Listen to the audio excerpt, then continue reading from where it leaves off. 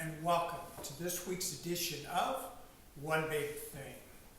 Kurt Goulding here, and this week's One Big Thing is elections. This is a crucial time in American history. We're faced with a doddering, old, treasonous, corrupt swamp creature called Joe Biden running for another term. But he's not running the government right now. He has handlers. Who knows who they are? We think it's Obama and his crowd, but maybe not. And so when we look at elections and the consequences and who runs, and trying to sort out what in the world is going on. And I'm going to talk over the coming months because our election's November 5th, and there's a lot of things going on, and it has global implications. And that has implications to grain markets and trade. You know, the Chinese have revealed that they're going to start stockpiling grain because they're a little concerned about there might be some trade issues happening with the U.S. in the coming months. Gee, is that because they're going to invade Taiwan? Or is it because they're scared to death that it's going to be Mr. Trump who's willing to stand up to them? You know, he hasn't received millions of dollars like the Biden crime family has. So we'll see where things go from here. I mean, I am so, I just can't understand some of the people, some of the voters, why they vote for somebody like this, like Joe Biden, who's done nothing.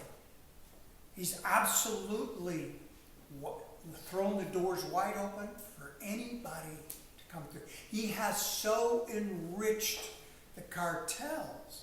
They make more money now with human trafficking than they used to with drugs. That's what they used to be all about, was drugs. Man, that's just lunch money for them now. But they're collecting on average $10,000 a person that comes across. They're averaging 10,000 people a day crossing illegally into the U.S. And that's 7 days a week, and you do the math. There's some 8 to 10 million people that have crossed illegally. And he's not going to do anything about it. He's threatened to, and he's blaming it on Trump. What? Trump had immigration under control.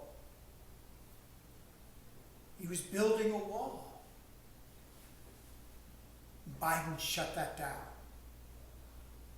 And in fact, he sold off all the materials, or most of the materials, that had been purchased for the building of the walls in those areas that they hadn't been completed.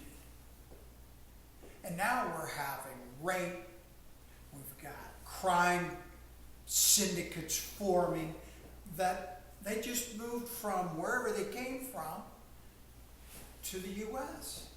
And whatever they're stealing, they're shipping, they're selling it on eBay and what have you, and those funds are going back home. These guys aren't paying any taxes, they're adding no value to our economy. We need to vet them. And I've been involved in immigration before, both personally. I moved to Brazil and lived there and had to go through the process, had to wait in line, had to fill out the forms, had to wait. Took 9 months for us to be able to go and stay legally. But I've also brought people from Mexico, from Argentina, from Chile to the U.S. They were vetted. It took time. some instances, we thought maybe it'd just be easier if they went to Mexico and swam across the river and they'd get all kinds of benefits. So we're kind of at a loss as to what's going on, but, you know, we're gonna watch this and see how it goes. Mr. Trump won big last night, and we're gonna continue to support him and believe that he's gonna be able to continue where he left off 4 years ago. So until next time, happy trading.